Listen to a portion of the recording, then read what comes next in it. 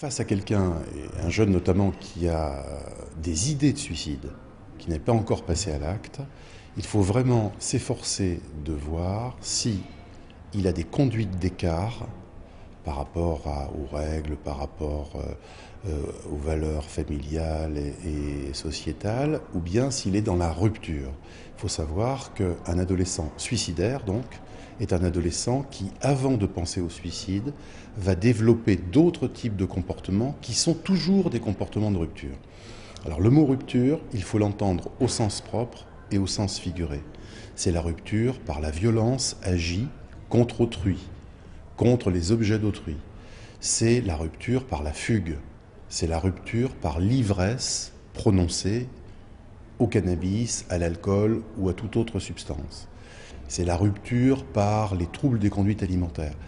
Et ce qui est absolument à savoir, c'est que 5 critères de gravité vont établir un petit peu la dangerosité de ces ruptures en regard du suicide. C'est l'âge d'apparition de ces ruptures. Avant 15 ans, c'est plus grave qu'après 15 ans.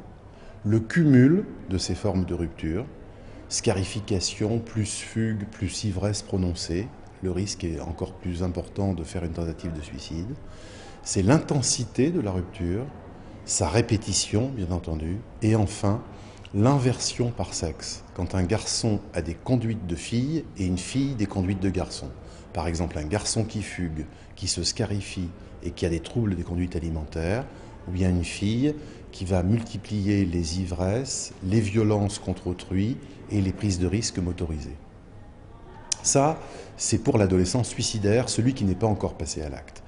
Il faut impérativement, quand on a affaire à un adolescent comme ça, lui poser la question, lui demander « Est-ce que ça t'est déjà arrivé d'avoir des idées noires? Est-ce que tu as déjà imaginé mettre fin à tes jours?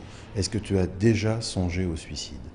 Car le fait de poser la question ne va pas, contrairement à ce qu'on croit, inciter l'adolescent à le faire, mais au contraire lui ouvrir une porte, lui offrir une bouée, lui offrir la possibilité de révéler enfin ce qu'il pense tout bas et qu'il n'ose peut-être pas trop dire aux adultes, de peur d'être jugé, étiqueté comme malade ou tout simplement nié et bafoué dans son identité.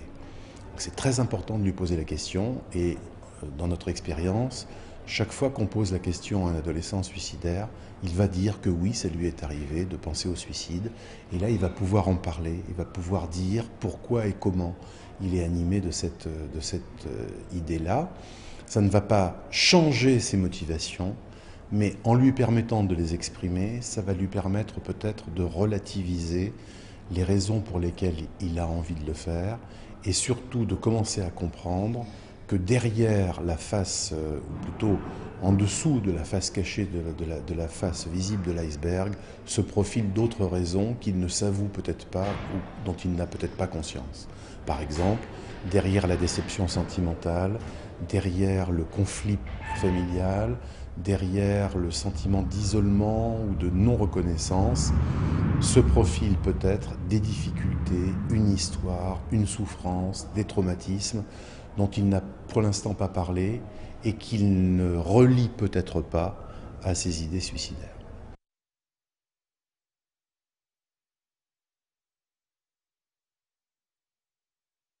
Chez l'adolescent qui a fait une tentative de suicide, qui est donc un suicidant, il va falloir se demander quel sens finalement l'adolescent donne à son acte. Est-ce qu'il a réalisé des choses? Est-ce qu'il a compris à travers les réactions de son entourage des choses? Est-ce qu'il a conscience maintenant de choses dont il n'avait pas conscience avant? Ou bien est-ce qu'il est toujours au même point, c'est-à-dire finalement prêt à oublier cet acte et se dépêcher de vouloir en faire un autre? Donc il faut lui demander vraiment dans quel état d'esprit il se trouve. Est-ce qu'il se sent encore suicidaire ou bien est-ce qu'il a l'impression qu'il a compris quelque chose à travers son acte? Alors ce qu'il faut savoir absolument, c'est qu'il est rare que le sujet puisse comprendre tout seul le sens de son acte. C'est tout le paradoxe du suicide à l'adolescence. On se suicide ou on tente de le faire en croyant savoir pourquoi, alors qu'on ignore les raisons profondes du geste. Et donc c'est très important de demander à cet adolescent s'il en a parlé avec des proches, s'il en a parlé avec un médecin ou avec un spécialiste, qu'est-ce qu'il compte en faire, et peut-être l'inviter justement à essayer d'en savoir plus et de lui poser notamment cette question: qu'est-ce qui n'allait pas avant? Qu'est-ce qui continue à aller mal aujourd'hui? Mais entre les deux, qu'est-ce que l'acte a modifié, même imperceptiblement, dans le regard que vous portez sur votre souffrance et sur votre mal-être? Et les adolescents à qui on pose cette question, ça les intéresse d'en savoir davantage. Je crois que c'est ça que mon expérience auprès d'adolescents suicidaires m'a appris. En réalité, les adolescents suicidants ne veulent pas tout oublier, contrairement à ce qu'ils disent. Ils veulent pouvoir un jour donner du sens à leur souffrance et utiliser cette énergie pour en faire quelque chose. Mais quand ils ne savent pas quoi, quand ils n'ont pas conscience des raisons pour lesquelles ils souffrent, alors ils ne savent pas à quoi ça peut servir. Et il faut donc peut-être reprendre avec eux, à ce moment-là, toutes les questions qui concernent leur identité. Il ne peut pas y avoir d'adolescents suicidaires sans souffrance identitaire. Encore faut-il mettre des mots et des situations et des traumatismes et des violences sur ce que représente cette souffrance identitaire. Pour certains, ce sera la souffrance d'être un enfant adopté et d'être écartelé entre son histoire biologique d'origine, en quelque sorte, et l'histoire avec sa famille adoptive. Pour d'autres, ce sera la maladie mentale, la schizophrénie ou la dépression ou tout autre trouble mental.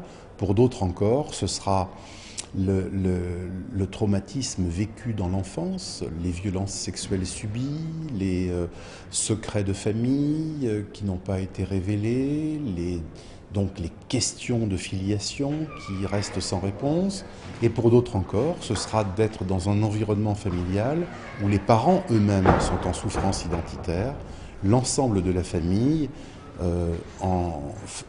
ayant une souffrance en commun, ne sachant pas comment s'en dépêtrer, et la souffrance des uns retentissant sur la souffrance des autres. Ce qui est sûr, en tout cas, c'est que face à un adolescent suicidant, il ne faut pas chercher de coupable et de responsable. Il faut essayer de comprendre avec lui quand et comment il en est arrivé là et comment il pourrait faire maintenant pour utiliser son énergie dans une autre construction qui, elle, au contraire, est une construction vers la vie, vers les projets, vers l'ouverture au monde. Il n'y a pas de recette miracle. Mais quand on est parent et qu'on se sent démuni, désemparé, incapable d'en parler avec son adolescent, trop proche de lui et dans l'incapacité de pouvoir comprendre qu'il ait des pensées pareilles, alors il faut pouvoir avoir affaire à un tiers. Il va falloir à ce moment-là non pas lui dire « tu vas aller voir un psy parce que tu ne vas pas bien », il va plutôt falloir lui dire « nous sommes dans le pétrin, allons voir quelqu'un pour nous aider à en parler ». C'est toute la différence, si vous voulez, du rôle, par exemple, du psychologue ou psychiatre, qui recevra cet adolescent et sa famille. Soit l'adolescent, il sera envoyé en quelque sorte manu militari et ça risque de mal se passer, il risque même de refuser d'y aller, soit les parents lui demanderont de l'accompagner et ils viendront eux aussi se remettre en question et essayer de comprendre pourquoi ils n'ont rien vu, pourquoi finalement il y a tant de malentendus entre eux, et ils pourront à ce moment-là en parler avec le tiers. C'est très important de savoir que les parents ont un rôle indispensable à jouer pour accompagner l'adolescent vers un spécialiste.